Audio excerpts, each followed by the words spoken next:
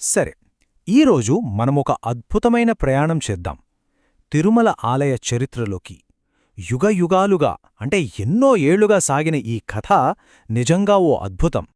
ఈ అనుభవం చాలామందికి ఎదురయ్యే ఉంటుంది కదా. ఒక విగ్రహాన్ని చూసినప్పుడు మాటలో చెప్పలేని ఒక ఆకర్షణ, అలానే చూస్తూ ఉండిపోవాలనిపిస్తుంది. మరి ఈ అనుభూతి గురించి మాట్లాడినప్పుడు మనలో చాలామందికి గుర్తొచ్చే మొదటి పేరు తిరుమల వెంకటేశ్వరస్వామి. ఆ విగ్రహాన్ని చూసినప్పుడు కలిగే ఆ ఫీలింగే వేరు. మన భారతదేశంలో చూస్తే స్వయంభూక్షేత్రాలు, జ్యోతిర్లింగాలు, అష్టాదశ శక్తిపీఠాలు ఇలా చెప్పుకుంటూ పోతే ఎన్నెన్నో శక్తివంతమైన ఆలయాలున్నాయి. కానీ తిరుమలకున్నంత ఆకర్షణ శక్తి, ఆ మ్యాగ్నెటిక్ పవర్ ఇంకెక్కడా ఎందుకు కనిపించదు? దీని వెనుక ఒక చాలా పెద్ద కారణముంది. ఆ కారణమేంటంటే స్వయంగా శ్రీ మహావిష్ణువు ఇచ్చిన ఒక మాట, ఒక వాగ్దానం. అవును, ఈ ఒక్క ప్రామిస్ అదే మొత్తం తిరుమల చరిత్రకు పునాది. ఈ మాట మనకు స్కందపురాణంలోని వెంకటాచల మహత్యంలో చాలా స్పష్టంగా కనిపిస్తుంది. సరే, అయితే ఈ కథ ఎక్కడ మొదలైందో చూద్దాం. ఈ మొత్తం స్టోరీకి ఫస్ట్ చాప్టర్ ఏంటో తెలుసుకుందాం. ఈ దైవిక టైమ్లైన్ ఎలా స్టార్ట్ అయిందో చూద్దాం. మన పురాణాల ప్రకారం, అంటే ముఖ్యంగా స్కందపురాణం ప్రకారం, ప్రతి యుగానికి ఒక అధిపతి ఉంటారు. సత్యుగంలో చూస్తే నరసింహస్వామి, త్రేతాయుగంలో శ్రీరాముడు, ద్వాపరయుగంలో శ్రీకృష్ణుడు. ఇక ఇప్పుడు మనమున్న కలియుగానికి అధిపతి మరెవరో కాదు, శ్రీనివాసుడే. అందుకే ఈ కలియుగంలో తిరుమల దర్శనం అంత ప్రత్యేకం, అంత ముఖ్యం అని అంటారు. మరి అసలు ఈ పవిత్రమైన కొండ ఎలా ఏర్పడింది? ఈ కథ ఎక్కడ మొదలైంది? అంతా వరాహస్వామితోనే మొదలవుతుంది. హిరణ్యాక్షుడు అనే రాక్షసుడు నుండి భూదేవిని రక్షించిన తర్వాత భూదేవి వరాహస్వామిని ఒక కోరిక కోరింది. స్వామి, మీరు నాతో పాటే భూమిమీద ఉండిపోండి అని. దానికి ఆయన సరే అనడంతో అక్కడే ఆ క్షణంలోనే తిరుమల క్షేత్రం యొక్క మొదటి అధ్యాయం మొదలైందనమాట. భూదేవి కోరిక మేరకు వరాహస్వామి వైకుంఠం నుంచి ఆదిశేషుణ్ణి పిలిపించారు. ఆ 7 తలల ఆదిశేషుడే ఈ 7 కొండలుగా మారిపోయాడు. వరాహస్వామికి నివాసంగా, ఒక క్షేత్రంగా ఏర్పడ్డాడు. అందుకే కదా ఈ కొండలని మనం శేషాచలమని పిలుస్తాం, శేషుడి పర్వతమన్మాట. సరే, దేవుడొచ్చాడు, కొండ ఏర్పడింది. మరి మొదటి భక్తులు ఎవరు? సత్యయుగంలో నిషాదుడు అనే ఒక వేటగాడు అనుకోకుండా ఈ వరాహస్వామి విగ్రహాన్ని చూశాడు. అతని భక్తి ఎంత స్వచ్ఛంగా ఉందంటే స్వామి అతన్నే ఆ క్షేత్రానికి మొదటి రక్షకుడిగా నియమించాడు. ఆ తర్వాత త్రేతాయుగంలో శంకన మహారాజు అనే రాజుకు కలలో కనిపించి ఒక ఆలయం కట్టమని ఆదేశించాడు. అలా అక్కడ మొట్టమొదటి రాటి మండపం ఏర్పాటైంది. ఓకే, సత్యయుగం, త్రేతాయుగం చూశాం. ఇప్పుడు నెక్స్టు ద్వాపరయుగానికి వెళదాం. ఈ యుగంలోనే ఆలయ పూజా విధానాలకు ఒక పద్ధతి, ఒక రూల్ బుక్ వచ్చింది. అయితే ద్వాపరయుగం వచ్చేసరికి ఏమైందంటే పూజలు ఎలా చెయ్యాలో ఒక పద్ధతి లేకుండా పోయింది. ఇది గమనించిన శ్రీమహావిష్ణువు తన మానసపుత్రుడైన వైఖానసుని సృష్టించి ఒక పని అప్పగించాడు. పూజల కోసం ఒక పక్కా రూల్ బుక్ తయారుచేయమని. అదే వైఖానస ఆగమం. అసలు ఇంట్రెస్టింగ్ విషయమేంటంటే వేల సంవత్సరాల క్రితం రాసిన ఆ రూల్స్ ప్రకారమే ఈ రోజుకి, ఈ క్షణానికి కూడా తిరుమలలో పూజలు జరుగుతున్నాయి. ఆ వైఖానసుడికి సహాయం చేయడానికి రంగదాసుడు అనే గొప్ప భక్తుడుండేవాడు. స్వామివారి కోసం పూలతోటలు పెంచి రోజూ పూలందించేవాడు. కాని ఒకరోజు పూజ చేస్తున్నప్పుడు మనిషి కదా, మనసు కాస్త చలించింది. ఆ ఒక్క చిన్న పొరపాటుతో ఆయన పూజ చేసే అర్హతను కోల్పోయాడు. తన తప్పుకు రంగదాసుడు చాలా బాధపడ్డాడు. అప్పుడు వరాహస్వామి ప్రత్యక్షమై అతనికొక మాట ఇచ్చాడు.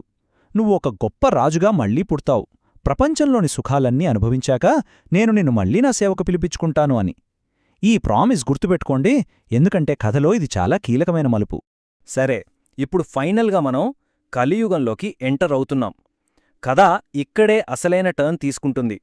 శ్రీనివాసుడు భూమిమీదికి ఎలా వచ్చాడనే అసలు కథ ఇప్పుడు మొదలవుతోంది. కలియుగంలో భక్తులను రక్షించడానికి విష్ణువు భూమ్మీదికి రావాలి. ఈ బాధ్యతను నారదుడు తీసుకున్నాడు.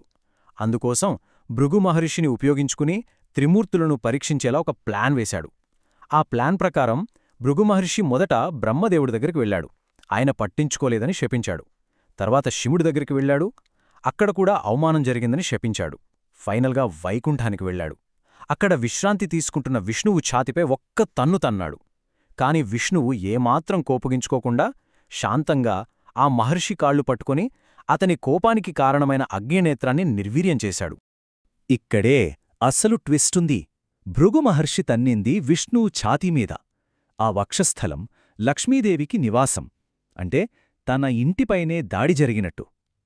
లక్ష్మీదేవికి తీవ్రమైన అవమానం జరిగింది. ఆ కోపంతో, ఆ బాధతో ఆమె వైకుంఠాన్ని వదిలి భూలోకానికి వెళ్ళిపోయింది. ఇక లక్ష్మీదేవి లేని వైకుంఠంలో విష్ణువు ఒక్క క్షణం కూడా ఉండలేకపోయాడు. అందుకే ఆమెను వెతుక్కుంటూ శ్రీనివాసుడుగా ఒక మానవ రూపంలో భూమిమీదికి వచ్చేశాడు. ఆ శేషాచల కొండలపై ఆమె కోసం తన సుదీర్ఘ అన్వేషణను మొదలుపెట్టాడు. ఆ తర్వాత ఏం జరిగింది? అసలు ఇప్పుడు మనం చూస్తున్న ఈ అద్భుతమైన ఆలయం ఎలా పుట్టింది? దాని వెనుకున్న కథలేంటో ఇప్పుడు చూద్దాం. తిరుమలలో మనం పాటించే ప్రతి సంప్రదాయం వెనుక ఇలాంటి ఒక కథ ఉంది. ఉదాహరణకు స్వామివారి నుదుటిపై పెట్టే నామముంది కదా, అది ఒకప్పుడు ఆయనకు తగిలిన గాయానికి గుర్తు. అలాగే ఆ గాయాన్ని తన జుట్టు ఇచ్చి కప్పిన నీలానే యువరాణికి కృతజ్ఞతగానే భక్తులు తలనీలాలు సమర్పిస్తారు. మరి హుండీ, పద్మావతితో పెళ్లికోసం కుబేరుడి దగ్గర చేసిన అప్పు తీర్చడానికే భక్తులు హుండీలో కానుకలు వేస్తారు. చివరగా తిరుమలకు వెళ్ళినప్పుడు ముందు వరాహస్వామిని దర్శించుకోవాలని ఒక రూలుంది కదా, ఆ రూల్ పెట్టింది కూడా స్వయంగా శ్రీనివాసుడే. ఇక శ్రీనివాసుడు తొండమాన్ చక్రవర్తి అనే రాజుని పిలిచి ఆ కొండపై ఆనందనిలయం అనే ఒక అద్భుతమైన ఆలయం కట్టమని ఆదేశించాడు. ఇక్కడే మనం ఇంతకుముందు చెప్పుకున్న ట్విస్ట్ రివీల్ అవుతుంది. ఈ తొండమాన్ చక్రవర్తి మరెవరో కాదు, ద్వాపరయుగంలో వరాహస్వామి దగ్గర మాట తీసుకున్న ఆ భక్తుడు రంగదాసుడే. చూసారా ఆ ప్రామిస్ ఎలా నెరవేరిందో? సరే, కథ ఇప్పుడు క్లైమాక్స్కి వచ్చేసింది. అసలు శ్రీనివాసుడు మనిషి రూపంలో ఉన్న దేవుడు ఎలా శిలారూపంలోకి, అంటే ఒక విగ్రహంగా ఎలా మారాడు? ఆలయం కట్టించింది నేనే, స్వయంగా విష్ణువు నా ఆలయంలో ఉన్నాడు అనే గర్వం తొండమాన్ చక్రవర్తికి కొంచెం కొంచెంగా పెరిగింది.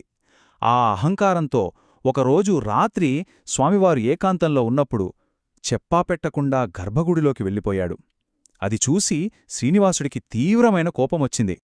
తొండమాన్ ఎంత గొప్ప భక్తుడైనా చేసిన తప్పు తప్పే. అందుకే శ్రీనివాసుడు ఒక కఠినమైన నిర్ణయం తీసుకున్నాడు. ఇక నుంచి నేను ఈ కొండపై కేవలం శిలారూపంలోనే ఉంటాను. నేను రాయిలా కనిపించినా వైకుంఠం నుంచి మరో పరిమాణంలో అన్నీ చూస్తూనే ఉంటాను, గమనిస్తూనే ఉంటాను అని ప్రకటించాడు. అందుకే ఆ విగ్రహంలో శ్రీనివాసుడితో పాటు లక్ష్మీదేవి, పద్మావతీదేవి కూడా కొలువై ఉంటారు. సో అసలు మనం అర్థం చేసుకోవాల్సిన పాయింట్ ఇదే. మనమిక్కడ భూమిమీద ఒక పరిమాణంలో శ్రీవారిని దర్శించుకుంటున్న అదే క్షణంలో దేవతలు కూడా మరో అదృశ్య పరిమాణం నుంచి, అంటే వైకుంఠం నుంచి అదే స్వామిని పూజిస్తూ ఉంటారు. అందుకే తిరుమలను భూమిమీద ఉన్న వైకుంఠం, అంటే కలియుగ వైకుంఠం అని అంటారు. అంటే చూడండి, దేవతలు, మానవులు ఇద్దరూ కలిసి నిర్మించిన ప్రదేశం అది.